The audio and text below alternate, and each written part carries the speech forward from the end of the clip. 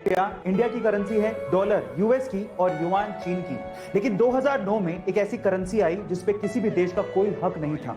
वो एक virtual crypto currency थी जिसका नाम है बिटकॉइन। 2009 में बिटकॉइन नया नया था तो लोग उसे इकट्ठा करने में लग गए। ये बात है 22 मई 2010 की, जब फ्लोरिडा के एक बंदे ने 10,000 बिटकॉइन की पेमेंट करके 2 पिज्जा मंगवाए थे।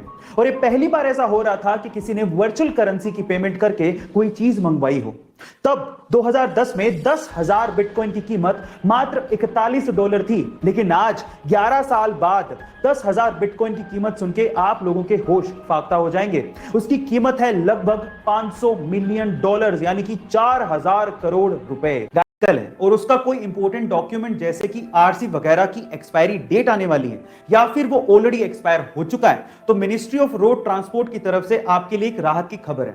वो ये है कि अगर आपके वाहन का कोई भी इंपॉर्टेंट डॉक्यूमेंट 1 फरवरी 2020 को एक्सपायर हुआ है या फिर अभी एक्सपायर होने वाला है, तो उसकी वैलिडिटी गवर्नमेंट ऑफ इंडिया ने 30 सितंबर 2021 तक बढ़ा दी है। इसका मतलब आपको 30 सितंबर 2021 तक उसे रिन्यू करवाने की जरूरत नहीं है। हाँ, उसके बाद आपको इसे रिन्यू करवाना पड़ेगा।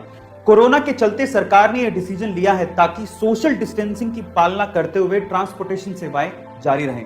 यूज करने से हम लोग डरते हैं, लेकिन एक आयरिश बंदा सिर्फ क्रेडिट कार्ड को यूज करते हुए मिलियनेयर बन गया। कैसे, मैं आपको बताता हूं। अगर आप क्रेडिट कार्ड यूज करते हो तो आपको यह पता होगा कि आप जितना यूज करोगे कंपनी आपको उतना ही ज्यादा रिवॉर्ड देती है। अब इस आयरिश बंदे ने उसी चीज का फायदा उठाया। यह बंदा क्या करता था, क्रेडिट कार्ड से सबसे पहले $500 का गिफ्ट कार्ड खरीदता, फिर उसके बाद उसी गिफ्ट कार्ड को वो एनकैश करता, फिर उसी कैश से क्रेडिट कार्ड का बिल वापस भर देता। उसने कभी क्रेडिट कार्ड से परचेजिंग की ही नहीं। फायदा यह था कि कंपनी उसे हर $500 के गिफ्ट कार्ड पे $25 का रिवॉर्ड देती थी। कभी खर्चा किया नहीं, ऊपर से $25 का रिवॉर्ड अलग से। ऐसे करते करते उसने $3 लाख इकट्ठे कर लिए, यानी कि लगभग 2 करोड़ 17 लाख। लेकिन एक दिन टैक्स डिपार्टमेंट की उसकी अर्निंग पे नजर पड़ गई, तब जाके ये बात खुली। लेकिन ये बंदा तब तक कमा चुका था।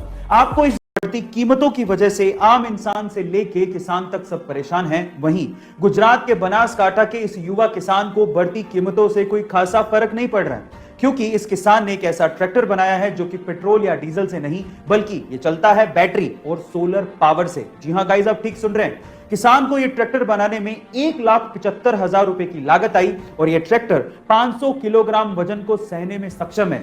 और इसके साथ साथ जरूरत पड़ने पर इसकी क्षमता को और भी बढ़ाया जा सकता है।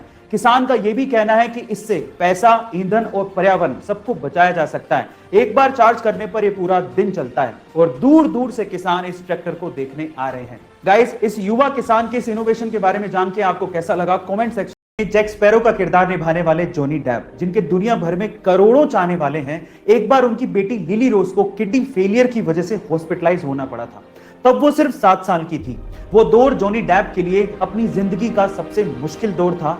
हालांकि उनकी बेटी इस प्रॉब्लम से बाहर आ चुकी थी, लेकिन फिर भी इस दौर ने जॉनी डेप को यह सिखा दिया था कि जिंदगी बहुत ही ज्यादा अनसर्टेन है और इसे ऐसे ही भागते भागते वेस्ट नहीं करना चाहिए। उसके बाद से जॉनी डेप को जब भी समय मिलता वो हॉस्पिटल बच्चों से मिलने के लिए पहुंच जाते। एक बार तो वो जैक स्पैरो की कॉस्ट्यूम पहन के ही अपने फैन से हॉस्पिटल मिलने पहुंच गए थे। गाइस, क्या आपको इसके पहले तक जॉनी डेप की हकीकत मालूम थी? चैट